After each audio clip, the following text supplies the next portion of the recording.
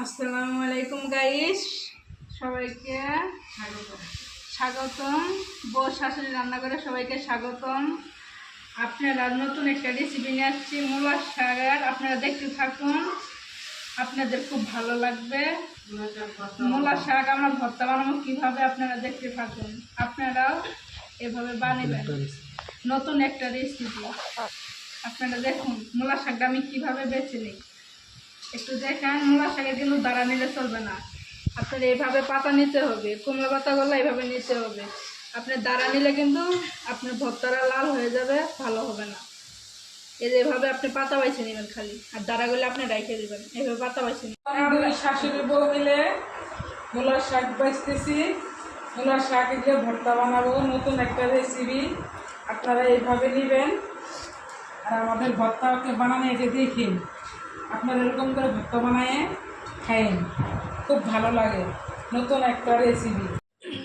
এই যে আমাদের শাক বাছা হয়ে গেছে, দেখছেন কীভাবে বাচ্ছি। একটা দাঁড়া নেই, খালি পাতা। পাতাগুলো আমি ধুয়ে নিব। এই যে মূলার শাকটা ভর্তা বানাবো, একটু লবণ দিয়ে সিদ্ধ বসাই দিলাম। 2 মিনিট নিলে 3 মিনিট আমরা একটু হালকা ভাত দিয়ে নিব। আপনারা দেখুন, 2 মিনিট নালে আমাদের মূলার শাকটা হয়ে গেছে। এখন আমি নামাই দেব।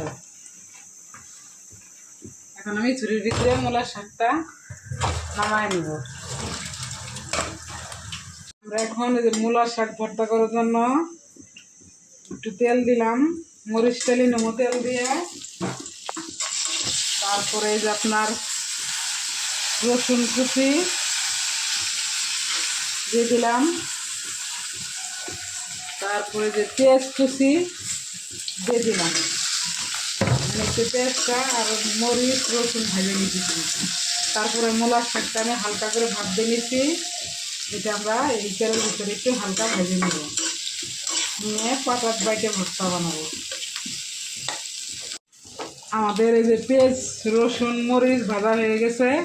আমি এর ভিতরে মূলার শাকটা দিব। মূলার শাকটা ভাত দিয়ে নিচ্ছি না, একটু হালকা 2 মিনিট ভাত দিচ্ছি, বেশি না। 2 মিনিট মূলার শাকটা ভাত দিচ্ছি।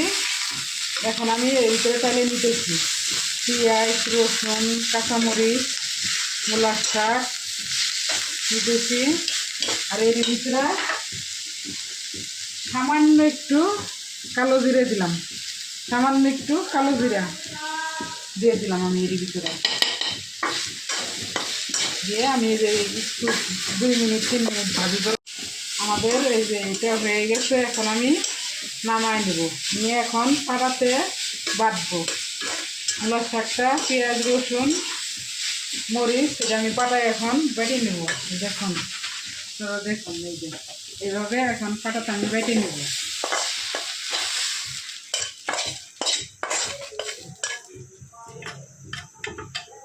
শাশুড়ি ভাইজে দিয়েছে, এখন বৌমা বেটে নেবে। আর এজন্য চ্যানেলের নাম দিচ্ছি বউ শাশুড়ির রান্নাঘর। দেখেন এখন আমি বেটে নিব। মা ভাইজে দিছে, আমি সুন্দর করে নিব। মূলার শাক ভর্তা সুন্দর করে বেটে নেব। মাই কিন্তু রান্না করে, আমি কিন্তু রান্না করি না। কারণ আমি কাকে বেছে দিই, মা রান্না বান্না করে। মার হাতে রান্না মজা হইতে, মা রান্না করে। এখন বেটে নিতে আমরা এখন লবণটা পরিমাণ মতো লবণটা দিয়ে নিলাম। আরও ই করে নেব, বাইটে নেব। লবণটা দিয়ে আমি বাইটে নেব, নিবেশ করে বাটতে হবে। এই যে আমাদের ভর্তাটা বাটা হয়ে গেছে। দেখেন সবুজ কালারে আসছে, কি সুন্দর। এটা কিন্তু লাল হয়নি পাতা। আপনি হালকা ভাপ দিয়ে নিতে হবে, বেশি ভাপ দিলে পাতাটা লাল হয়ে যাব। এখন আমি তুলে নিব পিরিজের ভিতরে, সুন্দর করে তুলে নিতে আসছি। দেখেন কি সুন্দর ভর্তাটা। আপনারা কেউ কেউ যদি ভর্তা খাইতে চান তাহলে আমাকে বাসায় চলে আসেন। আমাদের বাসায় আপনাদের সবারই দাওয়াত থাকলো। আপনারা এইভাবেই ভর্তারা বানায় ট্রাই করেন, বাসায় খায় দেখবেন, অনেক মজার ভর্তা রেসিপি এটা।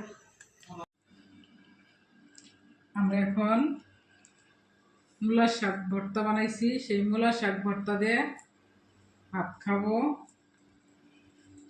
মূলা শাক ভর্তা কিন্তু অনেক মজা হয়েছে। আপনার বাসায় ট্রাই করে দেখি। মূলা শাক ভর্তা অনেক টেস্ট হচ্ছে, অনেক খুব টেস্ট টেস্ট। হয়েছে, খুব ভালো হয়েছে। দেখছেন কালারটা কি সুন্দর, খুব ভালো হয়েছে। আপনারা বাসায় ট্রাই করে দেখেন। সবুজ কালারই আছে, একদম সবুজ কালার দেখেন। এই যে খুব টেস্ট হয়েছে, আপনারাও বানায় খায়েন বাসা রেসিপি দেখে।